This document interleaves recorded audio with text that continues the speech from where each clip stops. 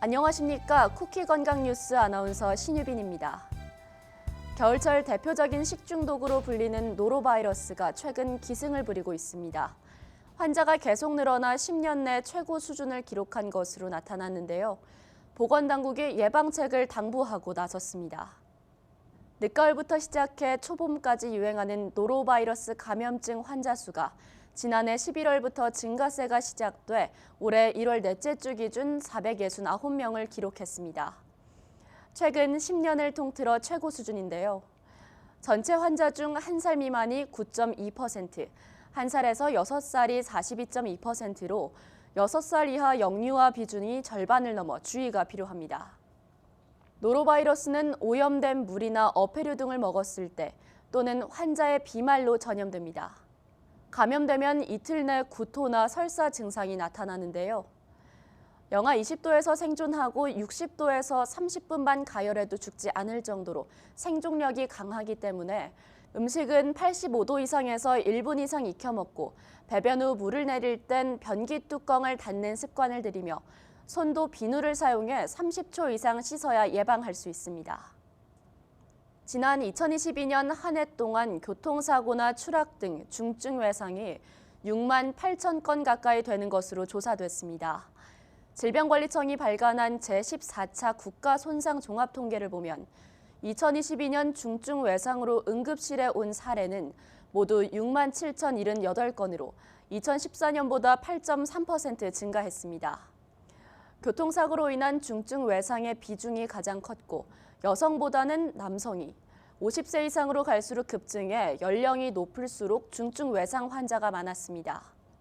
중증 외상으로 인한 사망률은 2014년 5%에서 2022년 5.8%로 올랐습니다.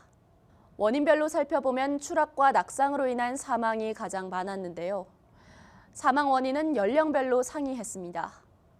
70대 이상에선 낙상으로 인한 사망이 많았는데 추락으로 중증 외상이 발생하면 사망률이 70.9%에 달하는 것으로 나타나 연령이 증가하면서 추락 및 낙상의 중증도와 사망률이 높아졌습니다.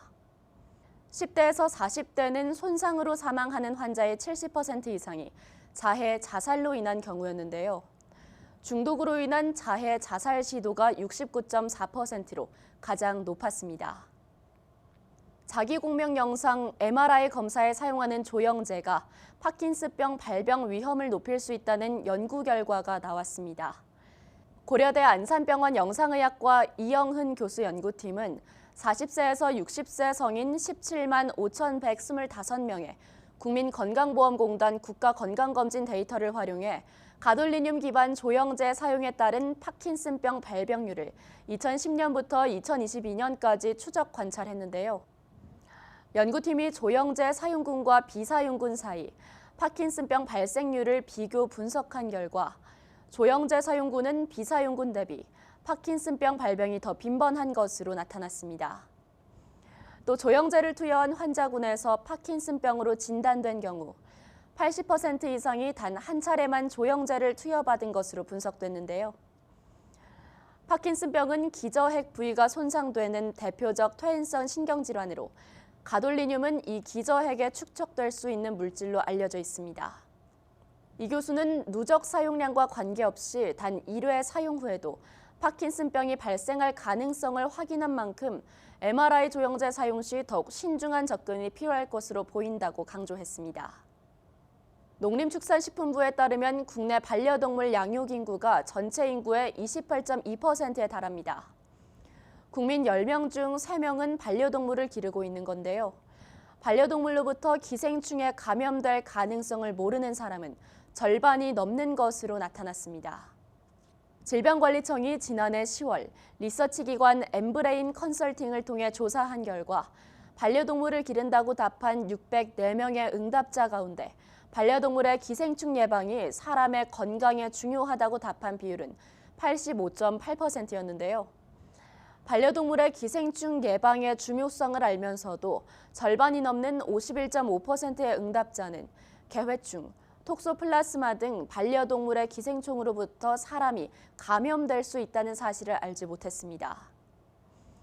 또한 응답자의 82%는 실내에서 반려동물을 키우면서 기생충 감염 위험을 줄이고 있다고 답했지만 반려동물에게 정기적으로 기생충 약을 투약한 사례는 61.4%로 비교적 낮았는데요. 반려동물의 기생충 감염 예방을 위한 행동을 보면 목욕 및 위생관리보다 정기적인 구충제 투여, 예방약 투여 방식은 적은 것으로 나타나 비교적 손쉬운 방식으로 기생충을 예방할 뿐 약물 사용에 대한 인식과 실행률은 떨어졌습니다.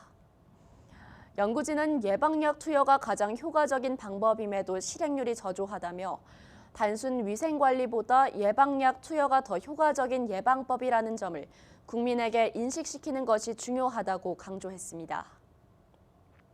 독감 치료제에 쓰이는 비급여 수액주사제의 진료비가 최근 5년간 5배 가까이 급증한 것으로 나타났는데요. 간편한 투약 방식과 독감 보험 확산이 영향을 미친 것으로 보입니다. 국민건강보험공단이 발표한 2023년 건강보험 환자 진료비 실태조사에 따르면 독감 치료에 사용된 비급여 주사제 진료비는 3,103억 원으로 집계됐는데요. 이는 5년 전인 2018년 대비 약 5배 증가한 수치입니다. 특히 의원급 의료기관에서의 증가세가 두드러졌습니다. 2023년 의원급에서 비급여 독감 검사와 주사 치료비는 각각 88%, 81%를 차지했습니다. 전문가들은 독감 보험 판매 확대가 비급여 주사제 사용 증가에 영향을 미친 것으로 보고 있는데요.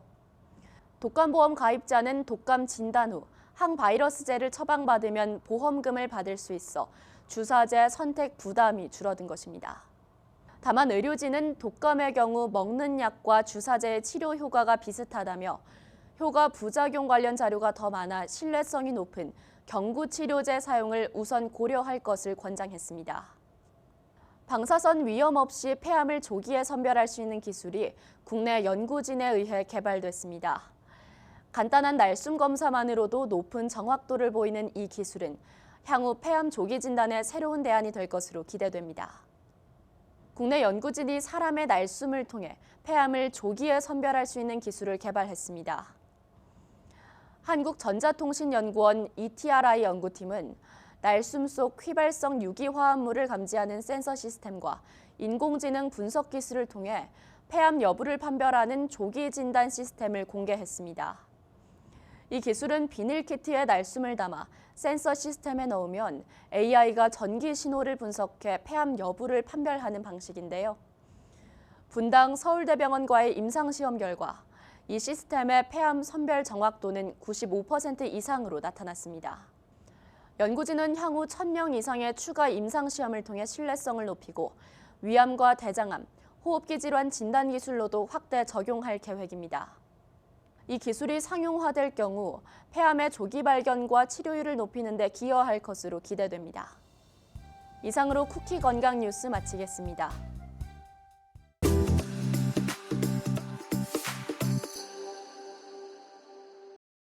우리 국민 사망 원인 1위인 뇌졸중을 혈관 수축으로 인한 뇌졸중을 각별히 유의해야 하는데요. 도 마비가 올 수 있는데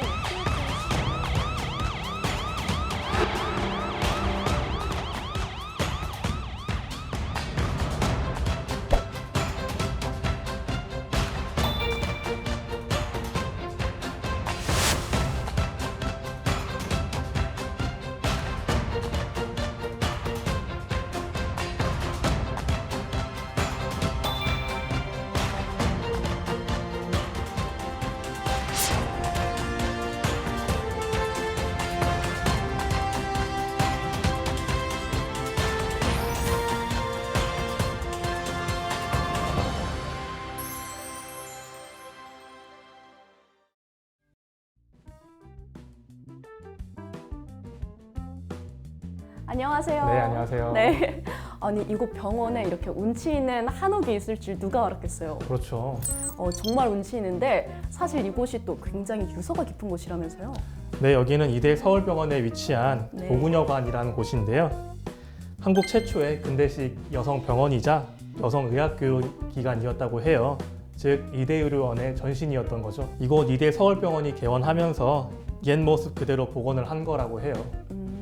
정말 의미가 있는 곳이네요. 안녕하세요. 안녕하세요. 안녕하십니까. 반갑습니다. 네, 앉아주세요. 네. 오늘의 첫 번째 주인공 이대 뇌혈관병원 뇌출혈센터의 신경외과 구자호 교수님 나와주셨습니다. 다시 한번 인사 부탁드립니다. 네, 안녕하세요. 안녕하십니까. 저는 이대 서울병원 신경외과 임상주 교수로 근무 중인 구자호입니다. 만나서 반갑습니다.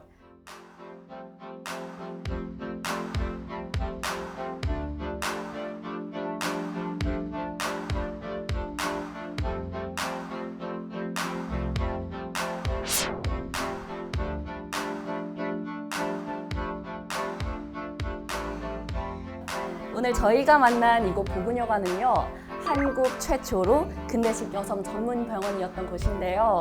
지금 교수님께서 진료 중이신 이대 뇌혈관 병원 같은 경우에도 국내 대학병원 최초로 24시간 365일 뇌혈관 치료를 전담하고 있는 곳이라고 합니다. 예나 지금이나 환자들을 위해서 한 발 앞서 나가고 있는 이대 병원인데요. 그럼 본격적으로 교수님과 이야기 나눠보겠습니다. 교수님, 제가 예상했던 것보다 훨씬 더 젊고 훈남이신데요. 아유, 과찬입니다. 네, 선남선녀분 사이에서 인터뷰하게 돼서 영광이고요. 실제 병원에서는 저 말고도 훨씬 더 훈남인 분들이 많습니다. 병원에서도 인기 많으실 것 같은데. 아닙니다. 아닌가요? 네. 그래도 너무 훈남이세요. 아, 예, 감사합니다. 네. 사실 많은 분들이 대학병원 교수님이라고 하면 의학 드라마 속 배우들을 좀 상상하기 쉬운데요. 그렇기 때문에 저는 교수님이 어떤 생활을 하는지 더 궁금합니다. 진료나 수술, 시술 이외에도 하루의 시작은 어떻게 하는지, 아니면 교수님만의 특별한 루틴이 있는지 혹시 말씀해 주실 수 있으신가요? 네, 뭐 특별한 건 없습니다, 사실. 저 같은 경우에는 가장 주 업무가 환자를 보는 업무다 보니까 제일 먼저 전날 환자들 상태, 특히 차트라든지 영상 검사를 좀 많이 보면서 하루 시작을 하고요. 사실은 항상 일정이 정해진 건 없고요. 정해진 일정 틀에서 벗어나는 경우에는 여기 있는 선생님들이랑 다가도 하고 이제 개인적으로 공부도 하고 좀 자유롭게 일할 수 있다는 점이 대학병원에서 일하는 거에 대한 좀 장점이라고 저는 생각을 해요. 네. 그렇군요. 사실 교수님들의 현실은 막중하게 이제 소중한 생명들을 구하는 일을 한다고 생각하다 보니까 드라마보다 더 긴박하기도 하고, 하지만 또 드라마보다는 덜 낭만적일 것 같거든요. 그리고 특히 교수님이 계신 이대 뇌혈관 병원 같은 경우는 겨울철엔 전쟁터나 다름없는 곳이라고요. 교수님, 지난 한 달 이대 뇌혈관 병원으로 내원한 응급 환자 수가 평균적으로 얼마나 될까요? 보통 저희 이대 뇌혈관 병원으로 오진 않고요. 이대 서울병원으로 응급실로 오는 사람이 저 하루에 평균 한 100명에서 한 120명도 된다고 해요. 어저께도 제가 확인해 봤는데 그 중에서 이제 뇌출혈이나 뇌경색센터 저희 과에 해당하는 환자가 한 10%에서 많으면 한 15% 정도 차지를 하고 있습니다. 그 중에 정말 응급한 환자들은 한 달에 한 6, 7건 정도 되는 것 같아요. 그래서 한 일주일에 못해도 한두 명 정도의 정말 응급하신 분들이 저희 병원으로 내원을 하고 있습니다. 그렇군요. 앞서 소개해드린 바와 같이 국내 대학병원 최초로 24시간 365일 이 뇌혈관 치료를 전담하고 있는 곳이기 때문이라고 들었는데요. 그 시스템도 응급 환자들을 위해 굉장히 체계적이고 효율적으로 정해져 있다고 들었습니다. 현재 어떤 시스템으로 좀 운영이 되고 있나요? 저희 같은 경우에는 일단 응급실에 환자가 오게 되면 바로 뇌혈관 질환이 의심되는 증상, 저희가 패스트라 그러거든요. 얼굴에 안면마비가 있거나 이제 손에 위압감이 있거나 구음 장애가 있을 경우에는 바로 저희 과로 연락이 옵니다. 그래서 저희 과로 연락이 와서 필요하면은 저희가 이제 뇌신경센터 아니면 뇌경색센터 선생님들한테 연락을 가서 한 번에 진료를 좀 볼 수 있다는 게 좀 장점인 것 같아요. 그렇군요. 일반인들 같은 경우에는 발병 후 진단을 받고 의사들의 설명을 듣기 전까지는 사실 뇌출혈, 뇌경색 모두 비슷한 뇌혈관 질환으로만 알고 있는 경우가 많은데요. 대표적으로 이대 뇌혈관 병원에서 있는 뇌출혈 센터와 뇌경색 센터에서 각기 만나게 되는 환자들의 유형이 어떻게 다른지 들을 수 있을까요? 네, 대표적으로 가장 자주 보는 환자분들이 이제 자발성 뇌내출혈 환자분하고 저 같은 경우에는 지주막하 출혈 환자 많이 보고요. 특히 뇌내출혈이나 지주막하 출혈의 환자분들은 그 전날까지 전혀 문제가 없다가 갑자기 한쪽 마비가 생기거나 말이 잘 안 나오는 증상들이 좀 생기거든요. 둘 다 출혈이에요. 뇌출혈인데 간단하게 말씀드리면 작은 데서 출혈이 생기면 뇌실질 출혈이고요. 큰 혈관에서 출혈이 생겼을 경우에는 지주막하 출혈이라고 일단 구분을 하는 게 좋을 것 같고요. 실질 출혈의 목적은 어쨌든 수술의 목적은 출혈을 제거를 해주는 게 가장 중요해요. 그게 혈액 순환이 안 되게 되면 뇌가 점점점 괴사하거든요. 지주막하 출혈의 경우는 대개 동맥류라고 하는 질환이 있는데 혈관 벽 자체가 볼록하게 혈관벽이 얇아지면서 튀어나오는 부분이 파열이 되는 거거든요. 터진 혈관을 치료를 해줘야 돼요. 그래서 단순히 피만 빼는 게 아니라 그 혈관을 이제 클립이라고 하는 이제 집게 같은 걸로 물어주거나 결차를 해주거나 아니면은 저희가 시술로 코일이라고 하는 백금첨사 코일로 거기를 메꿔주는 치료를 반드시 해야 됩니다. 네, 교수님 말씀처럼 뇌출혈 센터의 경우 위중한 초응급 상태의 환자들이 더욱 많을 것으로 예상이 되는데요. 그만큼 골든타임이 중요하다 생각이 듭니다. 환자가 도착하면은 가장 먼저 어떤 조치들이 발병 후 몇 시간 안에 이루어져야 될까요? 결론적으로 골든타임이라는 거는 뇌출혈에서는 가장 가능한 빨리 해주는 게 좋아요. 진단이 일단 제일 중요하고요. 진단이 뇌출혈이 왔다. 특히나 이제 제가 제일 많이 보는 뇌뇌출혈 환자분이 왔다.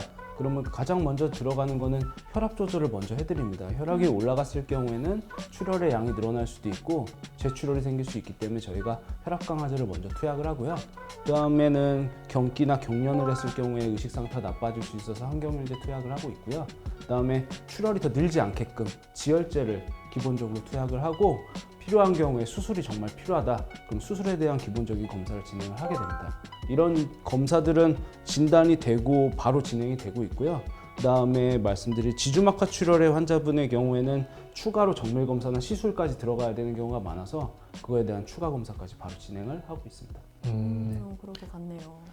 그런 환자들 같은 경우에는 교수님의 빠른 판단과 치료가 정말 중요할 것 같은데요. 교수님께서 그때 어떤 응급 조치와 치료를 시행하셨는지도 좀 궁금해요.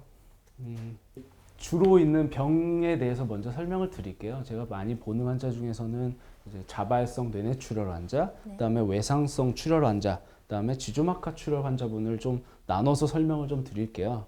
뇌뇌출혈 환자분들의 경우에는 약물 치료를 함에도 불구하고 손상이 심한 경우에 특히나 뇌출혈이 양이 많으면 이거를 제거를 해줘야 돼요. 그렇지 않으면은 이게 피가 눌리면은 혈액순환이 안 되면 한 3, 4분 안에 뇌조직이 죽어요. 뇌조직이 죽으면 회복이 안 됩니다. 그래서 수술을 빨리 해서 눌린 뇌를 펴줘야지 안 그러면 뇌 손상이 점점점 진행이 되거든요. 그렇게 되면 결국에는 뇌사까지 가서 사망을 할 수가 있기 때문에 필요한 경우에 빠른 시간 내에 수술을 하게 되고요. 그다음에 이제 지주막하 출혈 설명을 좀 드리면 그거는 조금 다릅니다. 그러니까 굵은 혈관 쪽에 동맥류라는 튀어나온 혈관을 터진 거거든요. 그거는 그 혈관이 다시 터지지 않게끔 해주는 이제 재출혈이라 그러는데, 그러니까 혈관이 한번 피가 나잖아요. 계속 피가 줄줄줄 나면 환자분이 당연히 돌아가실 수밖에 없는데 피가 한번 났다가 이게 멈춰요. 근데 멈춘 상태에서 혈관이 불안정하기 때문에 다시 출혈이 생길 확률이 높아져요. 그걸 저희가 막기 위해서 뭐 수술을 한다든지 시술을 진행을 하게 됩니다. 앞서 이야기 나눈 것처럼 골든타임 내 무사히 병원에 내원해서 치료를 받으시는 분도 계시고 안타깝게 그러지 못하는 분도 계신 것 같은데요. 교수님께서는 정말 수많은 사람의 응급 환자들을 좀 만나봤잖아요. 네. 네, 최근 1년 동안 응급 환자 중에서 가장 인상 깊었던 환자가 있을까요? 40대 남자분이었어요. 네. 이제 뇌뇌출혈로 제가 응급 수술을 했었는데 수술하고 나서 환자분이 안 깨는 분들도 많거든요. 제가 치료를 했음에도 불구하고 예후가 좋지는 않았겠다라고 생각을 하고 있었고 한 달 반, 2달 가까이 넘게 그분도 이제 중환자실에서 입원하다 보면은 사실 머리 출혈뿐만이 아니라 이제 폐렴도 오고 뭐 열도 나고 그다음 위장 출혈도 있고 전신 상태가 굉장히 좀 안 좋아서 고생을 하셨던 분이었거든요. 한 달 반 정도 있다가 완전히 좋아지지 않은 상태로 가셨었어요. 퇴원을 했는데 저번 달에 외래로 청바지를 입고 걸어서 왔습니다. 그런 분들이 참 기억이 남는 것 같아요. 그럴 것 같네요. 교수님, 사실 병원에는 수많은 진료과들이 있잖아요. 네. 그 중에서 나 신경외과 의사하기 정말 잘했다라고 생각이 드신 때가 언젠가요? 아무래도 신경외과는 외과잖아요. 네. 저는 수술을 하는 사람입니다. 그러니까 수술을 통해서 환자분들이 신경학적으로 빠르게 좋아지는 분들이 많아요. 대개 내과 환자분들은 장기적으로 약을 쓰면서 서서히 좋아지는 분들이 많은데, 저는 수술을 하고 나서 바로 환자분이 의식이 깨는 분들도 있고요. 마비가 바로 풀려가지고 못 걷던 분들이 걷는 분들도 많습니다. 그러니까 빠르게 뭔가 증상이 좋아질 수 있는 걸 눈으로 체감할 수 있다는 점이 있어서 저는 이 일을 하길 잘했다, 그렇게 좀 보람을 느끼고 있어요. 네, 늘 이런 마음으로 환자들을 대하시니까 모두들 입 모아서 명의라고 하는 게 아닐까 싶습니다. 네, 감사합니다. 네, 오늘 함께 해주셔서 감사합니다. 네, 감사합니다. 감사합니다. 네, 감사합니다. 다 안타깝죠. 다 안타까운데 많이 환자들을 보다 보면 이 환자의 사진만 봐도 이분이 좋아질 가능성이 없다는 게 예측되는 경우가 많아요. 뇌출혈도 사실은 출혈의 양이나 위치도 중요한데, 출혈이 이제 뇌줄기라고 하는 뇌에서도 가장 한가운데, 줄기 가운데 쪽에 출혈이 있으면 뇌간이나 뇌교라고 이제 표현을 하는데요. 그쪽에 출혈이 있게 되면 환자분이 출혈량이 적어도 의식이 안 깨는 경우가 굉장히 많아요. 그렇다고 해서 그 출혈을 수술로도 치료할 수가 없고, 약물 치료로는 하긴 하지만 예후가 어차피 안 좋아질 가능성이 높은 거죠.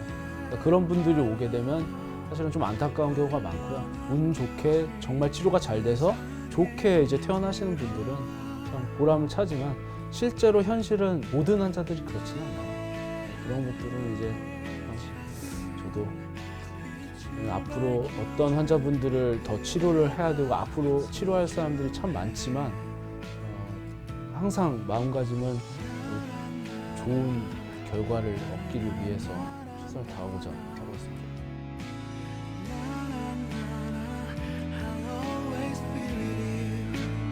그런데요, 9월 4일 며칠 쓴 뒤에 이제 설번으로 입원해서 이제 구조병원에 입원했는데요. 목소리가 좀 안 나긴 하지만 그 때문에 너무 지금 어떻게 지금 강연에 대해서 들으시는지 모르겠네요.